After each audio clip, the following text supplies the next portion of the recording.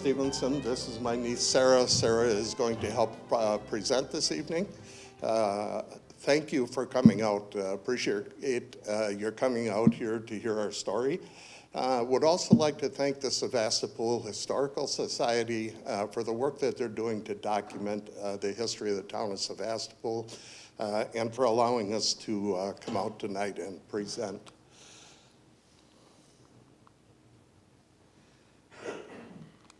There we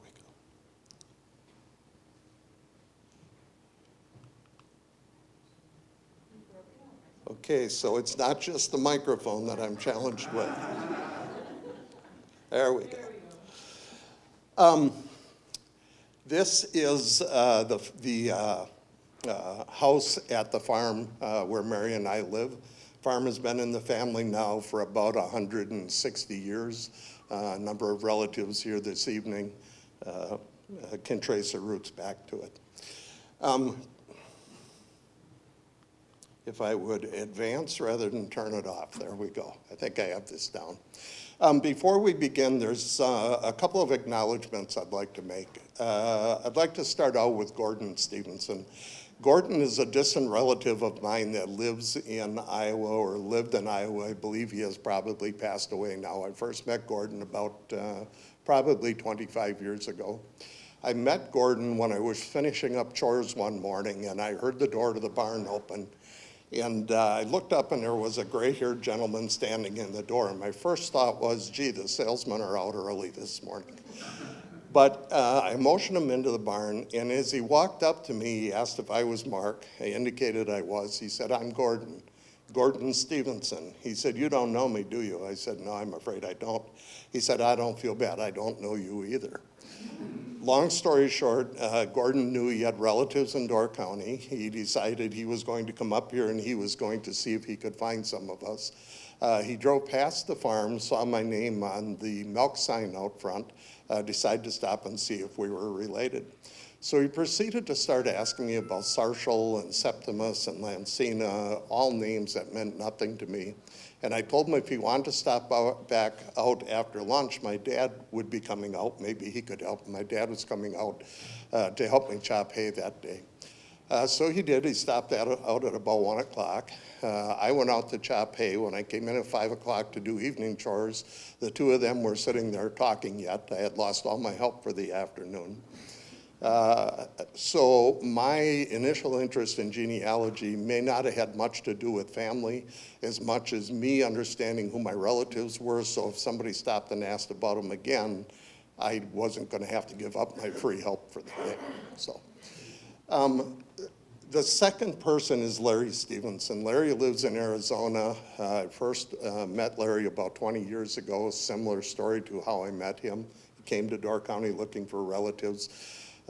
Larry, about 15 years ago, the last that I did genealogy work with him, had tracked nearly 1,000 people with roots back to the farm that we live on today. He's done extensive work in terms of genealogy and tracking back the Stephenson family. Some of what we're going to present this evening is work that Larry did in terms of tracking that back. And then the last person is my niece, Sarah. Sarah has done quite a bit of additional work on genealogy. The Lansing Stephenson branch of the tree, who was my great-grandfather, as well as the Walkers, the Zettels, the Gibsons on my dad's side, and the Muellers and the Zellivers on my mother's side. So there's a lot of information that she has presented. I got the right button. Do I get an attaboy for that? So I'd like to start this evening in England in 1777. 1777 is the year that my great-great-great-grandfather was born. And he was born in Whitby, England, or in that area. I wanted to put this map up so you could just kind of see the area we came from. It's a northeastern part of England, pretty much maritime. So when they finally ended up in Door County, they probably felt at home here. We don't know a real lot about John or his early years. We know that he married Mary Tomlinson Hardy, or the widow Hardy. Mary had one daughter from her prior marriage. that came into the family, and then they had 4 children, including Henry, who was my great-great-grandfather. When I reference back this evening, I'm going to reference from my point of view instead of Sarah's point of view. I know that would add a little more greatness if I did it from her standpoint, but I don't think it's necessary. So. And the other thing I'd like to point out is this little town of Berwick up here. The name Berwick shows up as middle names in some of our ancestors. We've not been able to understand that connection. My dad used to say that our family has a wee bit of Scotch in it, and he got it all. Berwick is the northernmost town in England. Over a 400-year period, that town went back and forth between being Scottish and English 12 times. So that maybe that's where the Scotch came from. I don't know. So, Henry was born in 1804. He and his siblings, we know, were born in the Whitby area, so we believe that they lived there. He married Mary Ann Sanderson, who was my great-great-grandmother. Oops, sorry. And she lived in the Hull, England area. Hull also is a maritime town, river coming in. There was a quote that came from Henry Stephenson. He had written for The Advocate at one point. We don't really know why they came to the U.S., but he's quoted on the bottom there mentioning free speech, free air, and being able to worship God as best suits. Probably those are the reasons that they came to the U.S. I should go back for just a moment. The information on this slide came from a family tree that was in a Bible that Mary Ann Sanderson carried to the U.S. when she came over. It can be very difficult to gather information the further back you go. We're fortunate that that piece of paper existed to be able to track back. Henry and his family came to America aboard the Wolga in 1834. We believe they settled in Canada. There's some evidence that they did. For a long time, I always thought that they probably settled up in this region somewhere. But looking at the map, New York City is down here, which is where the Wolga came in. The passenger manifest clearly states that. My belief is they probably from here emigrated up to the Lake Ontario region, eventually settling in East Bloomfield, New York, and they lived in East Bloomfield for 20 years before moving to Door County. And you can see a description there on the bottom of East Bloomfield. It's interesting. It's a hop area that grows a lot of hops, a lot of grapes. So he probably felt right at home when they got here. This is a journey that was documented that one of his sons had taken, and it's likely the same journey that the family took to get here. Overland by stagecoach from the area where they lived in East Bloomfield, Canandaigua, up into Collinswood, Canada. From there, took a steamer across down to Sheboygan. From Sheboygan, again, took a stagecoach across to Fond du Lac, took another boat up to Menasha. From Menasha, hired a team and took them to Green Bay, and from Green Bay, hired another boat to bring them up and sail them to. That entire trip took 2 weeks to get from an area that would take us certainly less than a day today if we were to traverse it. And they made that trip with a 5-year-old, a 3-year-old, and a 1-year-old in tow. So they were pretty brave. So what's the connection to Door County? We believe the connection to Door County is actually Henry's oldest son, John B. The 1850 census shows John B. living in the town of Washington, Brown County, Wisconsin. At that time, Door County was still a part of Brown County, and Washington, town of Washington had been set off Washington Island. A couple of the other islands up there make up the town of Washington. And he was listed as a sailor. He's also the first owner of the farm. Took a little shot here of the abstract for the property, and you can see that John Stephenson, John B. was the first owner. He paid a grand total of $80 for that farm, and at the time it was 160 acres. I wish he'd have bought more.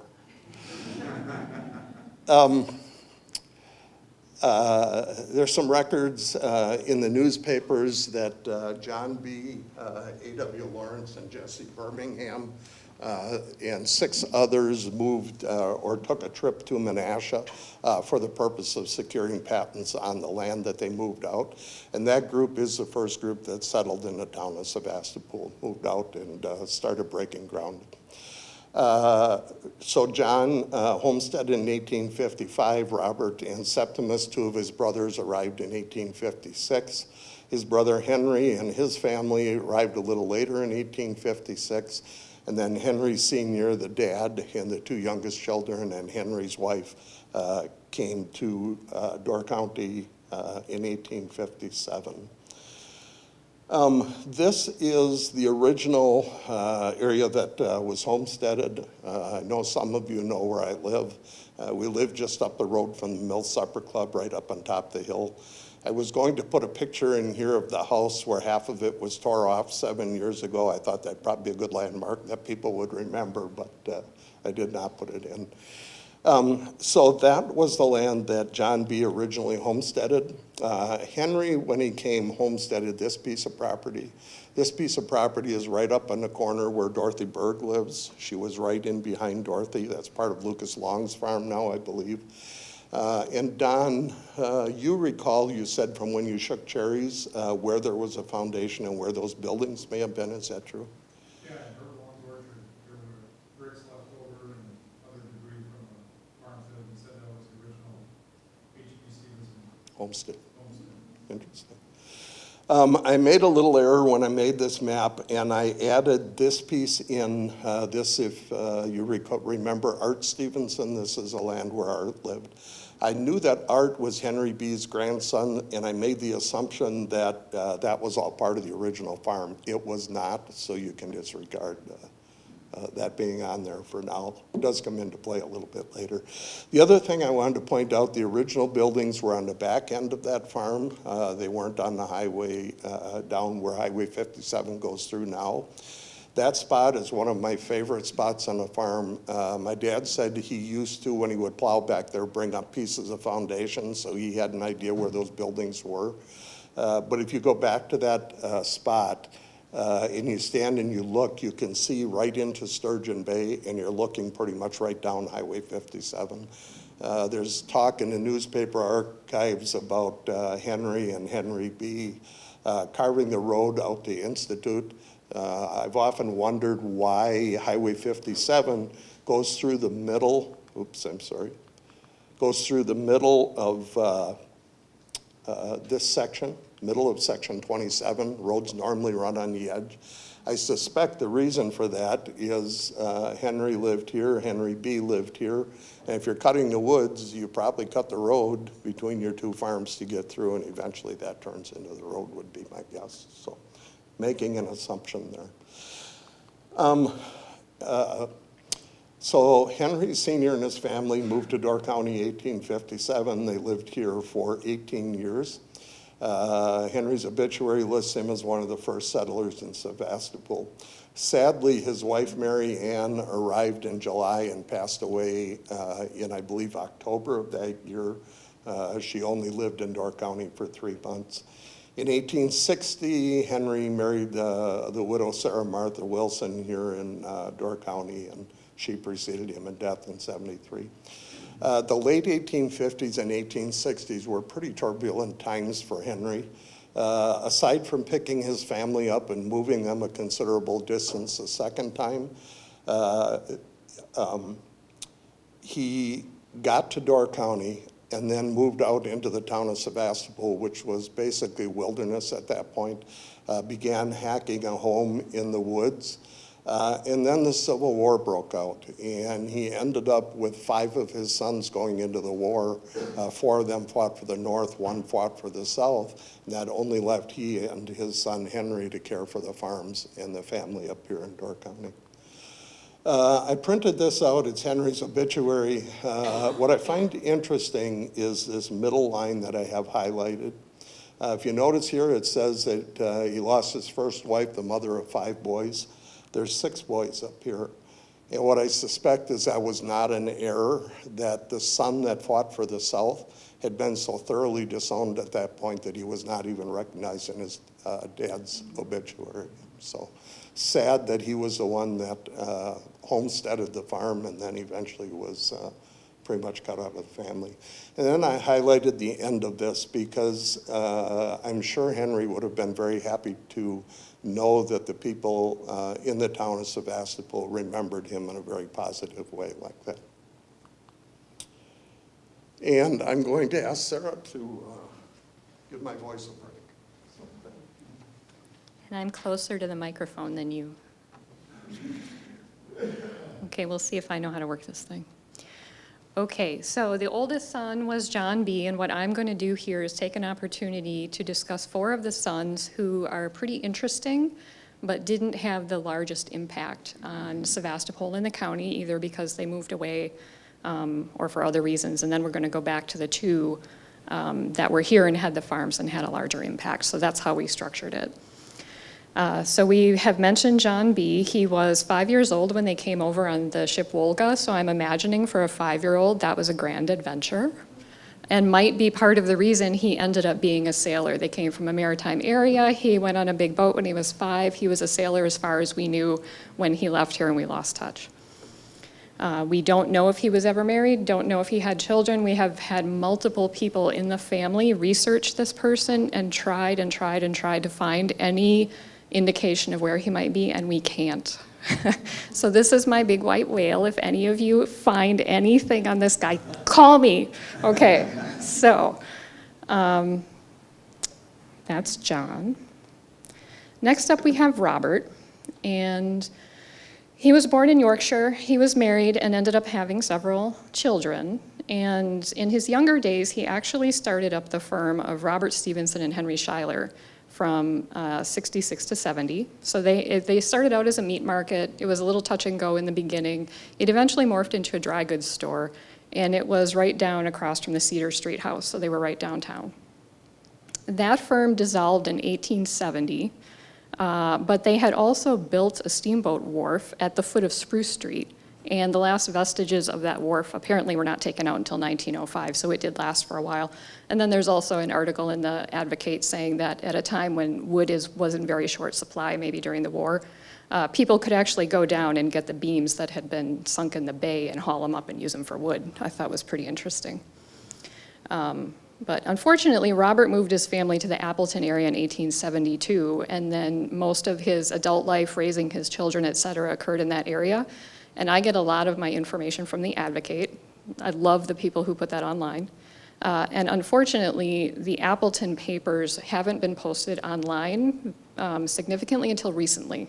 So I don't have a lot of stories about Robert and his family, but that's on my to-do list. And then they did move back to Sturgeon Bay in 1900, so they did retire and come back here, and were well received, according to the papers. Next up is Sarshall, and I consider Sarshall kind of the sympathetic hard luck story. I kind of feel bad for Sarshall even 100 years later. So he entered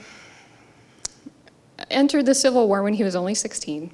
He was discharged a little over a year later for medical reasons. I'm not exactly sure what those were. There's some indication it might have been a heart issue. But at any rate, his entire adult life, he was not particularly well. He was known for being somewhat sickly, I think, and it was effects from the war. Because of that, though, there are some military records available that I don't have for the other brothers, and that's how I know that Sarshall had gray eyes, auburn hair, and a ruddy complexion, and I think that's totally fun because I have no pictures of him. So when he first arrived here, he was working in the sawmills. There was an incident where a chain jumped off one of the saws and hit him in the face, and so that was pretty traumatic. Most of his adult life, he was working as an engineer on the tugboats around town for Latham and Smith and other outfits. One time he jumped off the boat, sprained his ankle really bad, couldn't work then either. It's just kind of this litany of bad things happening to Sarshall. In the newspaper, sometimes they call him Sarsh, so I put that in here because that seems to be what people called him. And in his early years, he was also living in Tornado. And if any of you know where Tornado is, you might remember that in 1871, that area burned as part of the Peshtigo fire. So he and his wife had been living in that area. His wife had lost a sister. She had burned to death in the Peshtigo fire, which must have been horribly traumatic. And then their 3 youngest children all died of, what did they die of? I have to keep my diseases straight. Yes, dysentery. There's other diseases I have to remember later. And they buried the boys, all 3 boys within a week. And I can't even imagine that and what they were going through at that time. And I think shortly thereafter they moved out of Tornado. And I can't really blame them for that. So then by the time we get to the 1880s, he's still working on the tugs, and he's noted as having a very severe case of consumption, which is TB and body wasting. And they suspected that it was hopeless, and he did in fact end up dying a year later. But he did sometimes go to the Milwaukee Veterans Hospital because he had other different ailments associated with his military service. And so he was actually going down there to talk to a doctor about some liver complications he'd been having and ended up dying unexpectedly, along with the TB and everything else. And so luckily, they finally got around to giving him his military pension. And as you can see here, it was just shy of $3,000, which meant that at least his family wasn't destitute, although his wife did show up in the paper as getting some support for veterans' widows. So that was a really good thing. And I just never really found any super happy parts to Sarshall. I wish I had. I wanted better for Sarshall. And then, to turn the page, we have Septimus, who I can't find anything bad about. There's a reason I put them next to each other in the presentation. So Septimus is, we could just call him a jack of all trades. The newspaper tended to call him Sept. I think he was really well known around town. So he was born in New York, came here when he was little. He had several children. Some of them ended up in Iowa. Eventually, at least 3 of his sons were in Iowa. And he lived in Sturgeon Bay. So some of the stories about Sept are not exactly Sevastopol, but hey, he's ours. So he started out with a saloon and then decided he didn't want to sell liquor at the saloon, so he kind of just eventually turned it into an ice cream parlor, and then it kind of just disappeared. So I'm not sure that really worked out. So then he was the undersheriff, and then he was the first elected village marshal of the village and then town of Sturgeon Bay. He was the fire warden, and then he was also the engineer that took care of the steam engine that the fire department used. And there's an article in the paper that says on a really windy night, and it also must have been really dry, he was down at the fire station keeping the engine ready to go in case anything happened fire-wise on this really windy night. This kind of guy he was. He also apparently got really sick of walking through snow, so he invented a snow plow. And if you go to the Advocate, there's a whole large commentary on how people didn't shovel their walks back then. So he had a plow for the streets and the sidewalks. He was a carpenter by trade, and apparently an excellent mechanic, so all of these things, it seems like, came naturally to him. So he started out doing those things. He eventually ended up traveling around doing carpentry on schools, the city halls, a number of different places around the area, even up into Michigan. And then a little further on, I'm assuming because he was starting to get a bit older, he had a furniture store. And as some of you might know, if you were a furniture maker back in that day, you were also an undertaker. And so he made caskets and was an undertaker and buried people.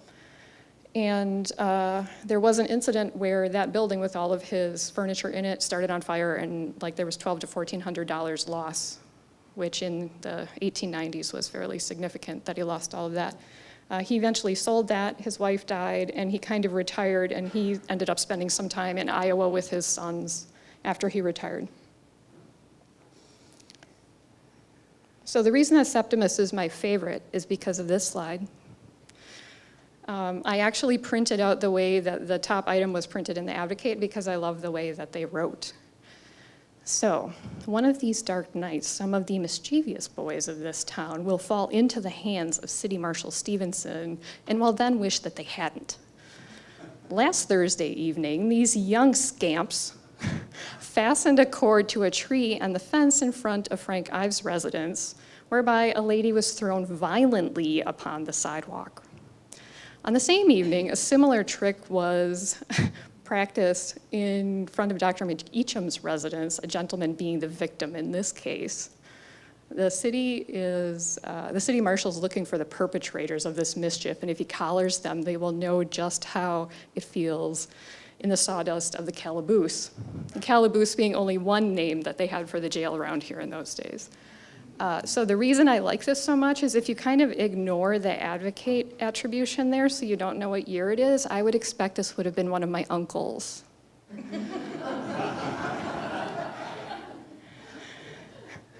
He'll know who he is when he hears that.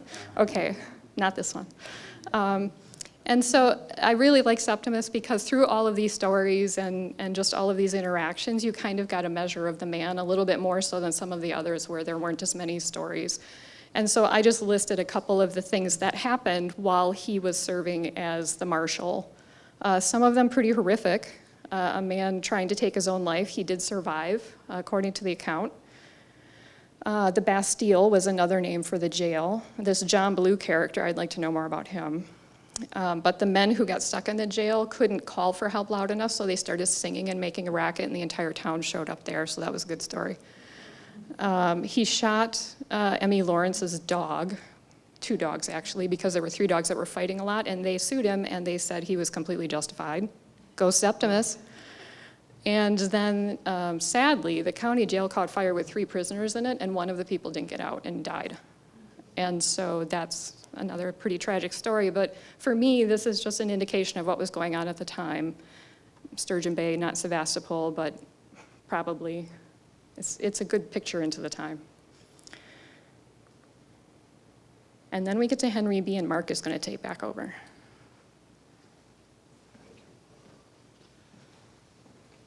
There were really 3 Stephenson brothers that, as you read through, had an impact on Door County.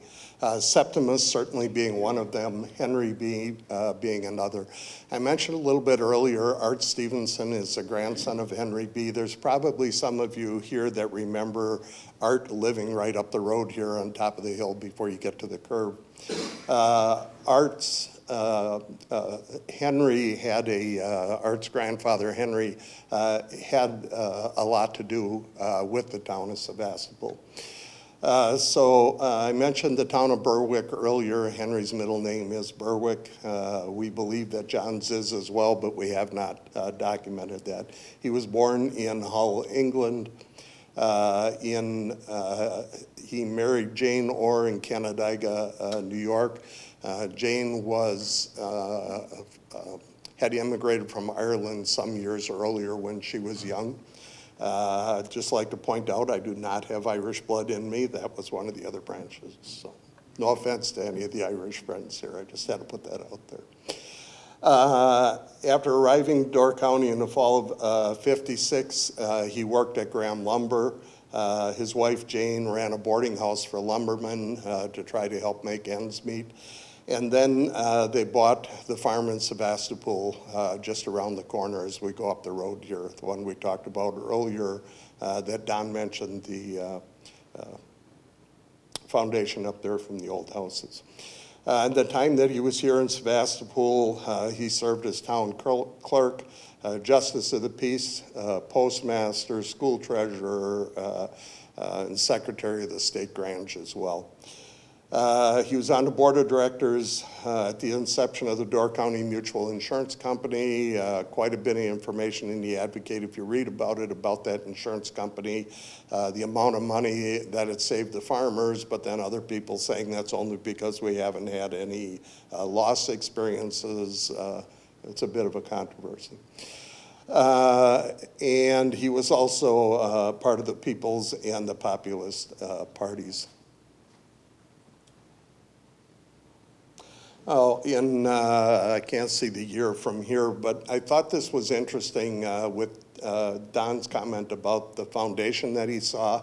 I believe this is the house that he was referring to. So we mentioned that Henry ran a post office. I'm not sure how many of you are aware, but there used to be a post office right up the road here. For 8 years, Henry ran a post office out of his house. I found this map, which I thought was interesting, number one, because of the spelling of Sevastopol. But more than that, here is the Malakoff post office. And this is from 1878. This was printed in 1914, so this was 40 years back, would have been 74. After considerable delay, another post office been established in the town of Sevastopol. Its name is Malakoff, and H.B. Stephenson blushingly wears the honor of postmaster. 8 years later, Postmaster H.B. Stephenson got freed up of doing public work for little or nothing and sent in his resignation. The Malakoff post office. Nobody else wanted it, and the post office was disbanded. I took a look at that, and at the time that post office was started, Henry made the comment, Sevastopol has a Malakoff, and a mighty Malakoff it is. And I thought, so what's a Malakoff? Milana, you might know, but I'm not sure the rest of us, do you know? Yeah, I Yeah? do. It just means like, in translation from Russian, it would be milkman. It would be what? Like surname? Yep. Volkov, Okay. It would mean a milkman. Okay. There's another use for the word Malakoff. Malakoff also refers to a stone tower that was built in the harbor for protection. Anybody care to guess where that tower was built? It was built in Sevastopol. It was part of the Crimean War, and it was part of the defenses in the Crimean War. I thought that was interesting, that connection, just seeing the two Russian connections here.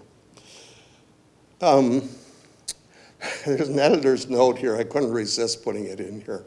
In your last issue, you want to know why in thunder you don't get items. The fact is there is very little going on in this town to write about, any further than it is blasted cold. I think the mercury in the town, if there were any, would go down just about the same as it does in Sturgeon Bay.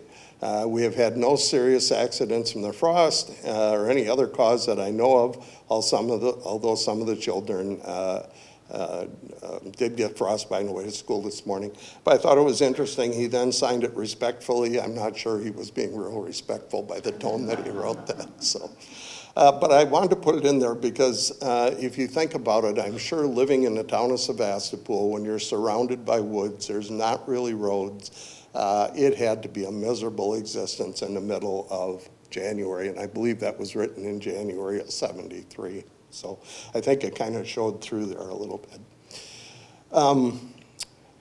There is an article in 1900, and I believe it was the Advocate, the job to grade down the hill in front of H.B. Stevenson's was not let on Saturday by the board. There were only 2 bids in all, and that of Al Birmingham being $90. This figure was deemed to be too high, but when the board came to look over the job again, they concluded to accept the offer. At that point, Mr. Birmingham declined. The only other bid was Mr. Stephenson for $100. I believe this is the hill up by Roger Balance, just around the corner by Dorothy Berg. But thinking about it, you would not get a whole lot of road work done today for $90 that would not go very far. It's interesting to me to drive that highway and see the number of comments about the times that road has been cut down, and to think about what it must have been like to try to traverse that road 120 years ago. And then finally, H.B. Stevenson sold his farm and moved into the city, owing to advanced age, reluctantly disposed of it. And the last one I thought was interesting. We're a little out of sequence by date, but this one goes back to 1870. H.B. Stephenson, Esquire, town of Sevastopol, informs us that the amount of highway tax for the 1870 levied by the board totals $503. Can't imagine how much road work you get done for $503. not going to go very far. But I think it points to how much things have changed since their arrival in Door County, beginning to settle. Louis Stephenson was Henry B's oldest son, and I only put Louis in here because he was the father of Art Stephenson. He worked for a while as a salesman for a lumber company in Menominee, and then in 1890 he purchased the 40 acres that Art ended up living on, where Donnie Ninus lives now. He married Stella Felliver. They were married for 72 years. Had 4 children that went to school here at Sevastopol.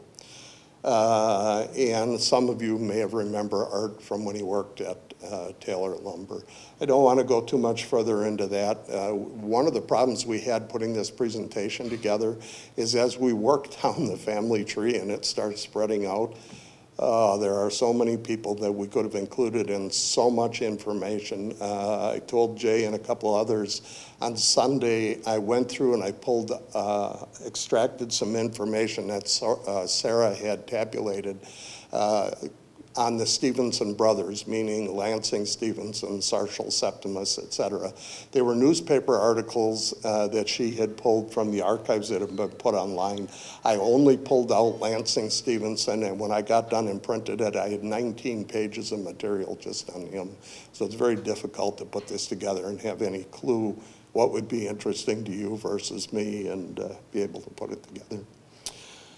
And the final brother is Lansing Stephenson. We saved him to last. Lansing is my great-grandfather, Pat and Barb's great-grandfather, Sarah's great-great-grandfather.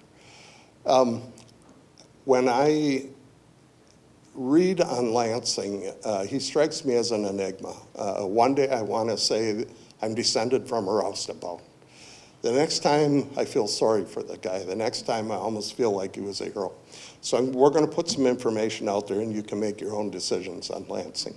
Lance was 14 years old when he came to Door County from New York. He was born in New York, came to Door County.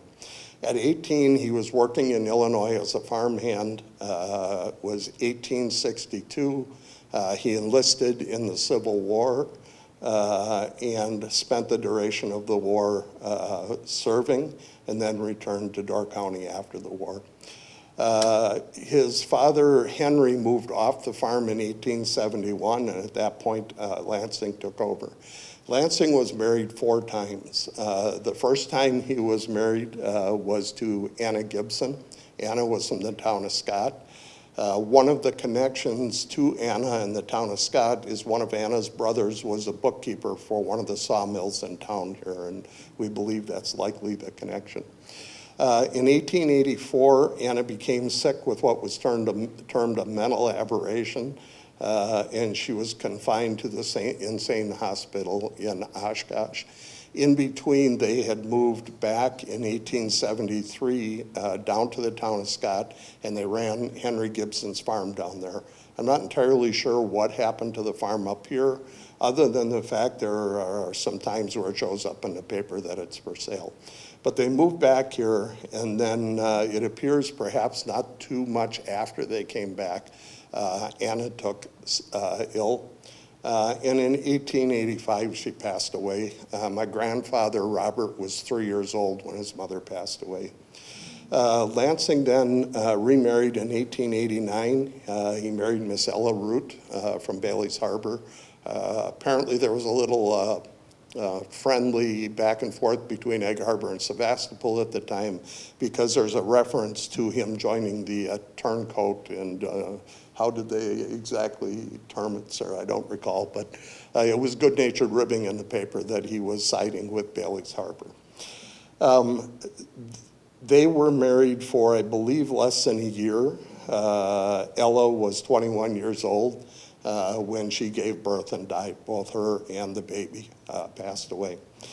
2 years later, 1891, he married Etta's twin sister, Ella.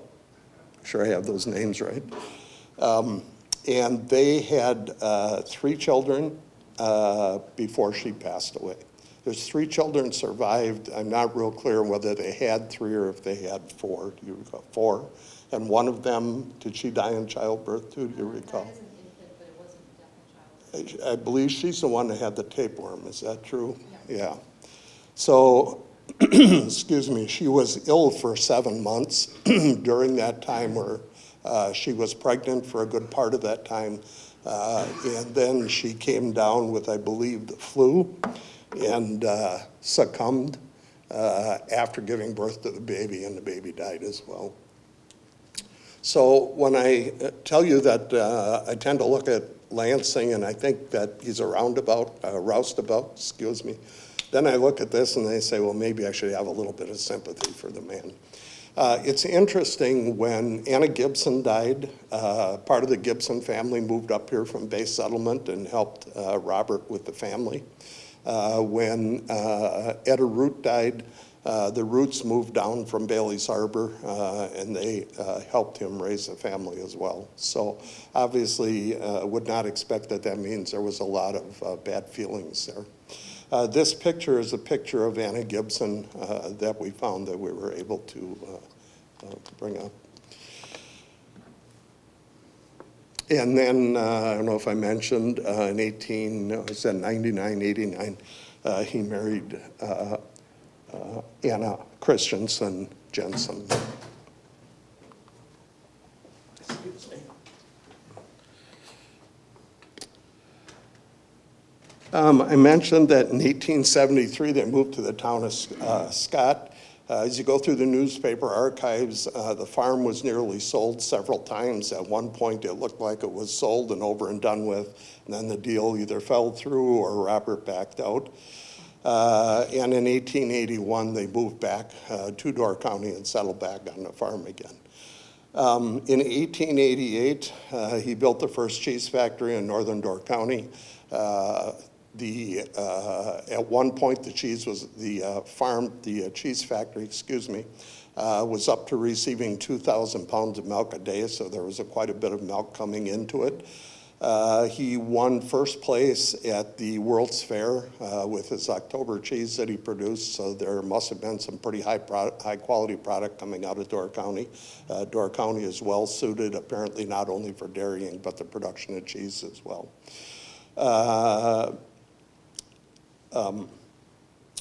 The cheese factory appears to have run into trouble when he was selling cheese to an outfit in Chicago on consignment, that he ended up getting paid 50 cents on the dollar after they absconded. And it looks like it was maybe not too long after that that the cheese factory closed.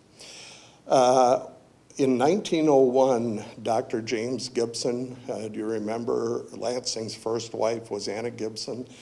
I mentioned the farm was originally 160 acres. The 80 acres between us and Gozers was mortgaged at that time to one of Anna's brothers, James Gibson. And then in 1901, that was turned over to him, it looks like, to satisfy the mortgage, and he sold that part of the farm off. 1901, the records indicate the foundation for a large barn was completed with the intent of building the superstructure the next year. That is the barn that stands today. If you go up in the corner of that barn, 1902 is etched into one of the beams up there. I thought this was interesting relative to the road. 1905, I believe that is. Towns engaged in removing the big rocks and stones from alongside the Michael Moore farm and dumping them in the hollow between the farms of L.R. Stephenson and Mrs. Joe Zettel. We'll raise the roadway in due time. The stones were so large that they were having to use a derrick to pick them up and move them. At the time, probably a big operation. 1905, again, a lot of work's been put in the hill opposite Lance Stephenson by the town. Surplus material being deposited in the highway where it passes through the ravine. I thought it was interesting. Sevastopol is bound to have the best roads in any town in the county, regardless of the trouble and expense. But then if you look at the next slide, it says 1916, so it's 11 years later, where the road that was such a terror to drivers has now finally been fixed up. So it probably didn't go quite as fast as they thought it was going to go in 1905. This picture I found interesting. There's writing on the back of this picture that indicates to me that the Zettels and my Aunt Goldie are standing across the road from the farm, just down the road from the small silo that stands near the road on my farm. When you look at this at first, you say, that doesn't quite look right, but Sarah and I were upstairs in our house today, and I was looking right down in that area. The rise that's down here matches in the road. The road today looks like it's up in the air quite a bit. It does not look like this would be this flat. But if you look at the natural lay of the land there, the flatness of that comes almost up to that silo, and I believe they're just across the road looking down. The road, the writing on the back indicates that this is Joe Zettel's orchard. And you can see that looks like either cherries or apples back there, probably in bloom at the time. This tree right here I find interesting because there was a very, very large maple tree grew on that fence line for many years. I remember Marty Polish cut that tree down in probably the 70s. And I look at this picture and I believe it's very likely it was that same maple tree that was growing there in this picture. But if you look at this road, I think they had a little bit of a ways to go to get the best roads in the county. I often complain about that road. In the spring, if you go by and you see the sign that says dip ahead, many people think I'm the dip.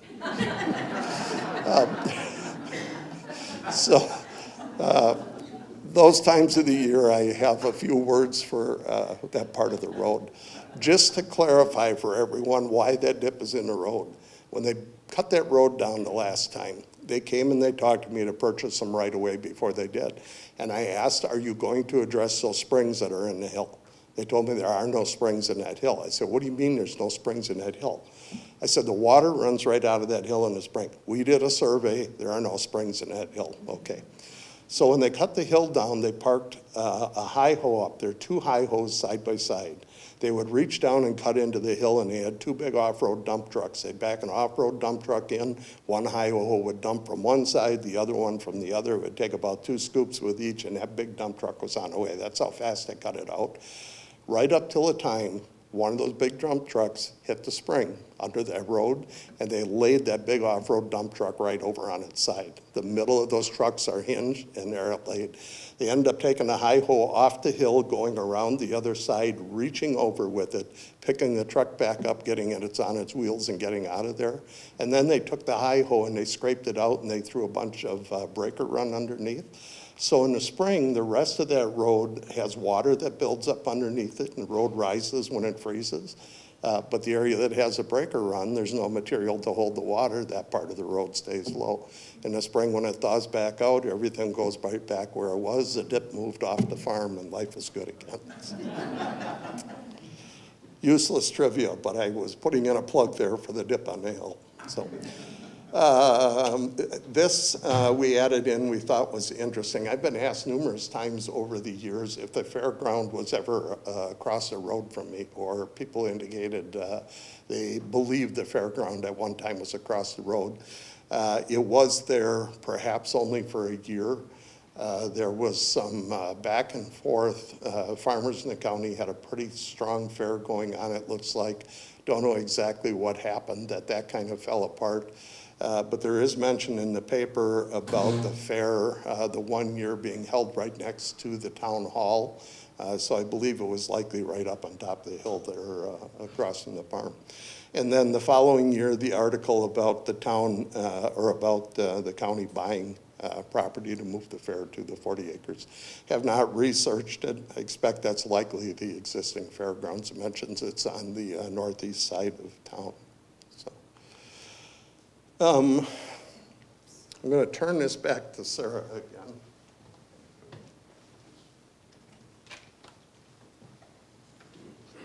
And so similar to Henry B. and Louis, we did include one slide, mostly because this is Robert, and you can see here is Robert and my Grandpa Al. I had to get a picture of my Grandpa Al in here. And so we just wanted to highlight him because he took over the farm after Lansing. He was married to Lily Zettel, so that's how the Zettels come in. If you've seen the posters over here, you'll see their name on a couple of them. And they had 4 children, Milty, Goldie, and Sylvia, and then there was a baby George, but he died as an infant. And then Lily died suddenly in 1910 due to an acute case of cholera.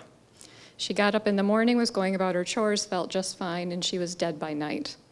And she went out to the orchard, ate some apples. It seemed to make it worse. Nobody knew what was wrong with her. The doctors were there. The family was there. It was pretty traumatic and very unexpected.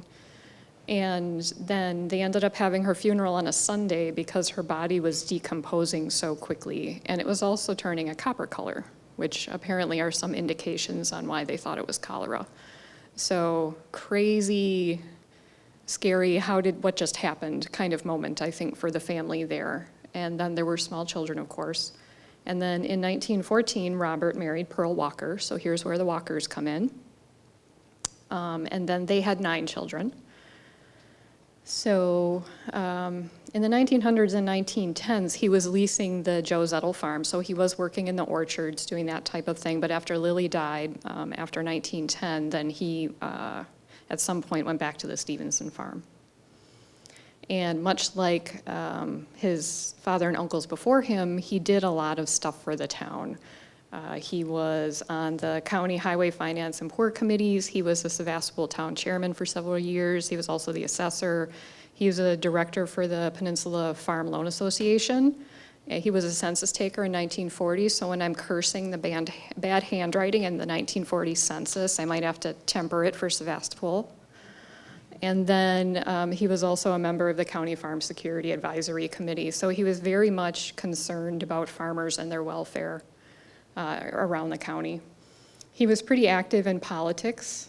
He attended the 1934 State Democratic Convention, and he went up to the Twin Cities to meet with the Secretary of Ag in 1940. So that's all pretty interesting. Unfortunately, he died unexpectedly in a car accident on the hill right out in front of the farm. He was turning into the farm. Back then, all the cars had clutches. Something went wrong. Someone came over the hill, hit the car, and he died. So that cut short a man who seemed to be doing a lot of good in the community.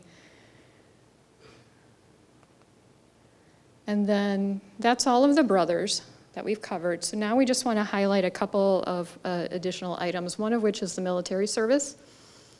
And we just wanted to point out kind of the story of how the 4 and 5 brothers ended up making it through the Civil War.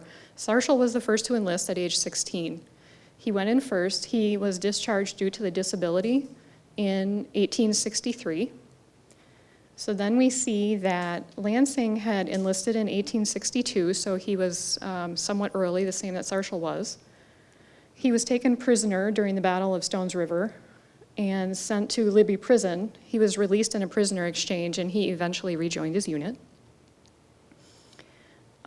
He dropped a lot of weight, which I think is consistent with things that I've heard about the horrors of Libby Prison. And then after rejoining his unit, he fought in the Battle of Kennesaw Mountain against his brother John. The plot thickens. So we'll get back to that in a minute.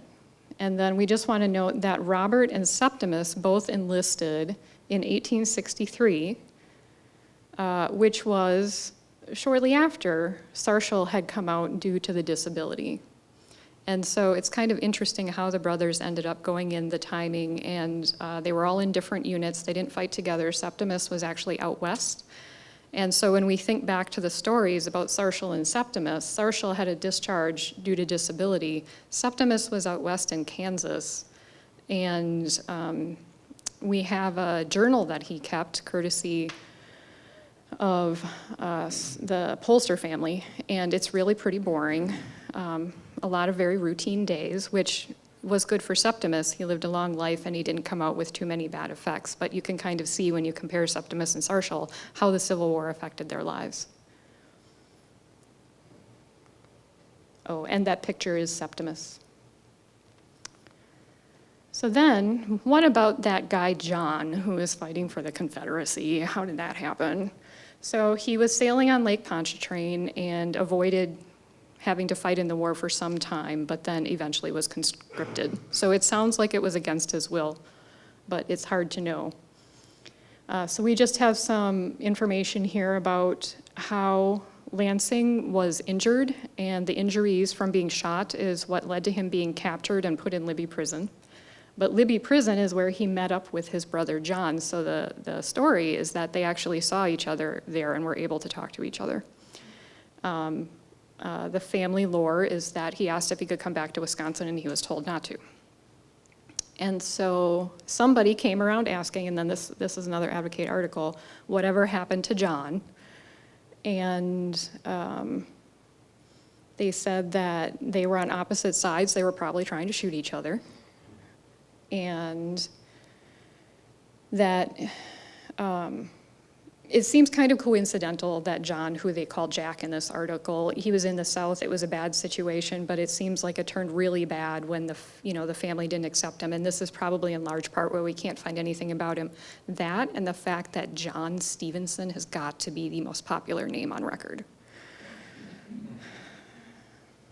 So I just have to say that in trying to find John Stephenson, I thought, hey, Septimus, that's a weird name. I'm going to go back to England and search for Septimus and Sarshall. Do you know how many Septimus Stephensons there are in Yorkshire in the 1870s? Double digits. Who knew? Anyway, so this is just kind of closing the loop on John and why we don't know a lot about him. Before you move on, can Yeah. I comment? Or could Yeah. you go back to that? I'd just like to comment to that first article where it talks about that shell fragment striking him in the right jaw, rendering him insensible. When he recovered consciousness, the rebels had control of the field, captured him and imprisoned him. I've been accused over the years of being stubborn, and I've always told people I am not stubborn, I am strong-willed. But I just wanted to point out, if it were not for the hard-headed nature of the Stephenson males, there are many of us here would not be here today. So. And I want to point out that your sister's laughing at that. Thanks, Jack. And so while we were on military service, we just wanted to kind of put a general thank you. There are a lot of people in the family. These are just pictures that I happen to have of some that were in their uniforms. We're not trying to limit to these folks. We have Archie and some unidentified person in the first picture. Does anybody know who that is? Is it? Okay, I'm going to put Uncle Bob on that. And then we have Kenneth, who died during World War II, and then the picture on the right is Henry and Lloyd Walker. They were Pearl's brothers, fought in World War I. One of them was killed and one came home, yep. And then we just wanted to do one other tribute. Those of you who do genealogy research know that it's very heavily biased towards men, because men were how things followed through our society. And we just wanted to acknowledge that the women had a really big impact. There were a lot of effects. They struggled along with the men. A lot of women died pretty early. Anna Gibson, we have already talked about. Etta and Ella Root, very young, in their 20s. And Lily Zettel, of course, also in her 20s. And so we just want to acknowledge that the women had a really big part to play in the family. It's just that they don't always show up in the records. And so we wanted to pay tribute to that as well. Questions and discussion?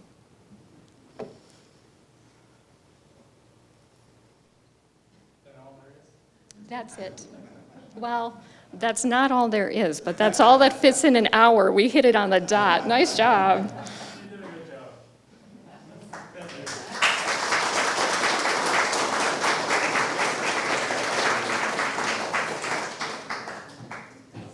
So Mark, because I certainly don't know your relatives, would you have people who are related stand up in this related in this room?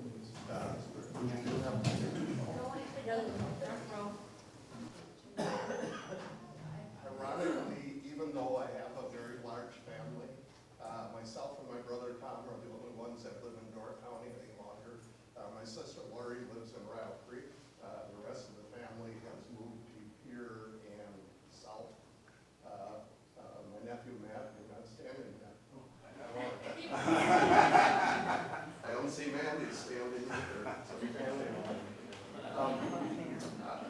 I'm gonna give Bill and Carolyn a free pass back there, so. They're, my in-laws, so thank you. Anything else? We do have up here some family trees. The one over here we made is on the Walker family. We had this made for our family reunion this past summer. We used to have family reunions probably every 3 to 5 years. We've narrowed that up in the last probably 6 or 8 years. We're having them every 2 years now because frankly, we're getting to an age where the people dwindle if you wait too long in between. Each year I wait and that we have it, I say this is the year where I'm going to end up with all kinds of food and nobody's going to show up to eat it. We had horrible weather for it this year, and we still ended up with over 80 people showing up. So we had a very good turnout. Appreciate everyone showing up. And the customer. So do you have older pictures of like the farm and families and stuff? We have pictures, more pictures of people than we do of the property. Of the property? It's very few. So when did that, you said this isn't the original barn, when did the original barn burn then? I believe it was in the 1880s when that barn burned. Oh, that was pretty early then. Yeah, this barn was built in 1901. In between, the cheese factory went up. My Aunt Arlene, before she passed away, told me she remembered the foundations of that building. The building sat right by the road. Those of you that remember that little stone pump house that was there, it was kind of to the east, maybe southeast of that building, is what I've been told. When the state came through and cut the road down the last time, and they took that stone pump house down, we did pull up a piece of pipe that ran from that pump house underground over to that area where she told me that building was. So I believe that that's where it was. So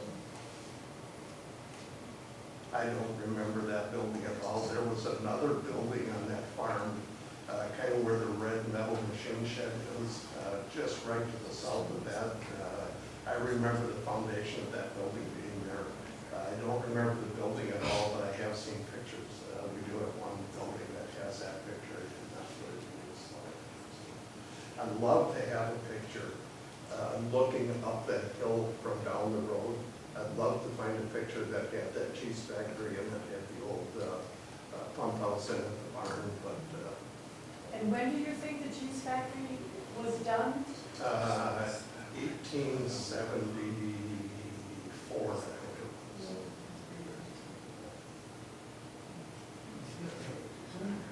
The gentleman probably married. He was a house out of Olson, Emery. Emory. See, it's the gentleman Curry's that lives my sister and her husband, my mom and dad in an apartment, just South Lake Harbor. And they spent a lot of time together, my sister and her husband, and those two. And that was called the Oldie. Oldie. Last name. Yep. Oldie's mini storage on your way into town. I think maybe only because she was the last of my dad's siblings that survived. And Mary and I spent a fair amount of time with Aunt Arlene before she passed away. But I really miss her. Oh, she was running around. We used to play bridge with her. Yeah. I was running around that She was property at up that. there when I was a teenager. She was a very nice fucking woman, very nice. My brother and I thought she was beautiful. One of my favorite stories from Aunt Arlene, she and my Uncle Doug, Marty Polish, apparently there was a stoplight down in the corner, down by the mill.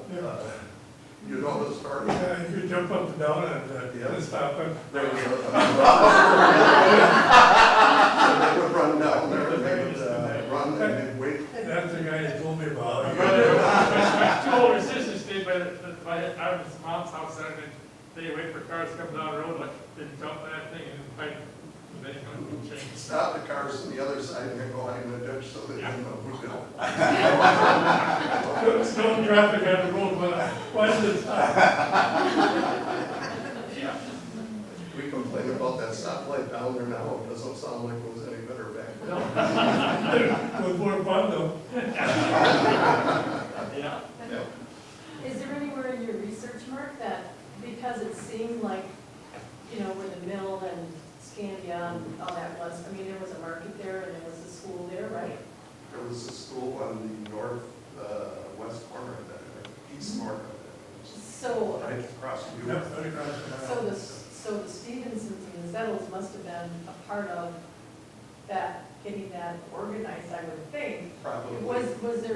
Was there any kind of a name It was that the you came Zettles, across? it was the Zettles school. Walker, it was a Walker school. Yeah, I've seen it Walker listed. School, but did they call the little, oh, well, we got an argument on who's. Glassville, that was Glassville as far as I know. That school, I thought was, That was our area that Glassville. was Meyer class that had a, we all went by the Oh, Glassville. Meyer, that's I didn't know about the meat Yeah. market. I just heard you say that, but that's the first I knew of the meat market. Right where that bad stop from all of his, right next to the, right this side of the truck dealer there. Julius, It was, market and big cars. That was the old meat market there. Yeah. That was my grandma's. Yeah, and now that meat market is the last decrepit building across from the mill. The house. oh, really? That house was the market. Yeah. Really? Yeah, so it's that last decrepit building that's falling down. With a tree growing in it. Yeah. Grow your own firewood. Yes? Somebody had asked me earlier, was it true that the Stephensons used to watch the outdoor?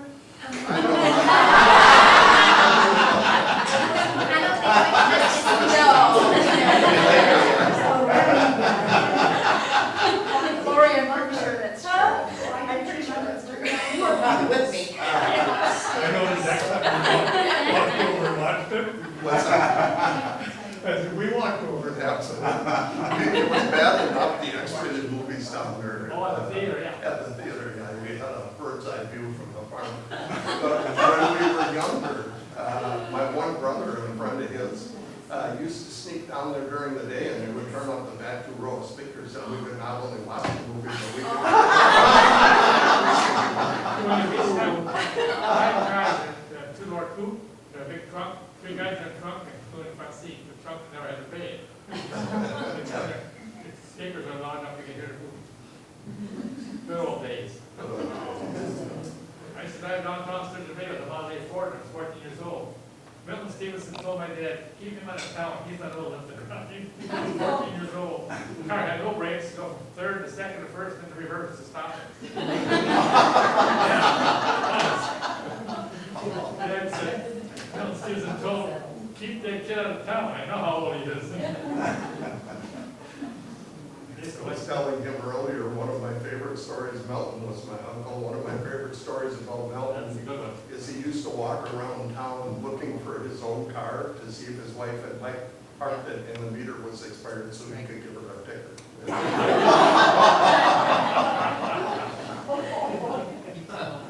Meter lines are melty, I think. I remember. Like you said, those were good days. Yeah, they were. When I went downtown, Milwaukee, to get my driver's license when I was 16 years old, because I was driving all over our town, in my Model A Ford. And they said, you've been driving for a long time? I said, oh, yeah. Just right. Like, when you want to get your driver's license, Aaron, you were driving a Terry truck since you were 14? Not me. No, you went to the high school and you went to get your driver's license. Drive around the block, you've been mad for years. You gotta, just sign here, Arvin, I know, John. Drove me along, and he said, you got to have a license yet?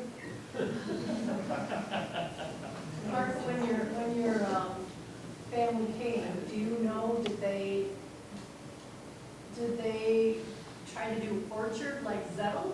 Or did they go right to dairy or crops or? I don't have any indication that they would have gone to dairy.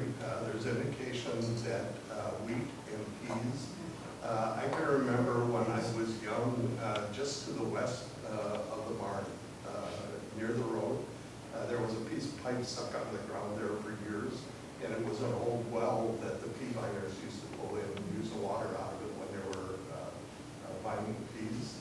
Peas were a big, that was a big crop in North County. They kept planting over and over, and it didn't work anymore. There are several articles in the Advocate, With apple punchers, something like that, and you put cherries. and there are several articles in the Advocate where the very early people were trying the grains. And they had too many failures too early, and when they really figured out that the land here was not suited to that, they started changing to dairy, but our family happened to be one of the earlier ones. Years back, my dad worked for Reynolds, R.J. Reynolds, butchers, and they're so shallow, there's not there, they just put down a half stick of dynamite, of course, blow a hole there, stick the cherry tree right in the stone, keep it covered up. And my dad claims that's why they chased it, because of the limestone. That land next to me in the back corner was sold. I smiled when we talked about the dynamite because the Reynolds brothers used dynamite to plant the trees in that 80 acres next to me in the back. If you go down the hill past my farm and you look to the north, about 2/3 of the way back, you're going to see a big rock. That rock is probably 6 feet across and probably 10 feet long, I'm guessing, right in the middle of the field. Our daughter used to go out there and she used to call that her secret rock. I don't know. Anyhow, the story is that they wanted that rock out of the field. So my dad's uncle Tom went over to the little shack over at Reynolds and he stole some dynamite out of the shack and pulled it rock. And they took it back and they put it under the rock and somebody says, no, wait a minute. When you blow that thing up, who's picking up all the pieces? So they pulled the dynamite out and they put it back. Oh, yeah.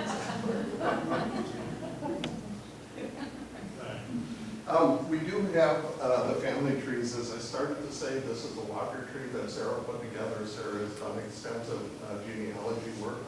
We had that one for the family reunion this year. These two are Stephenson Family trees. It was too populated to put it all in one. We ended up breaking it down into two.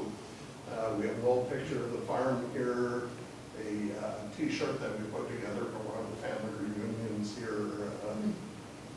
When did you put that together, Lori? It was 100 years, right? So, No.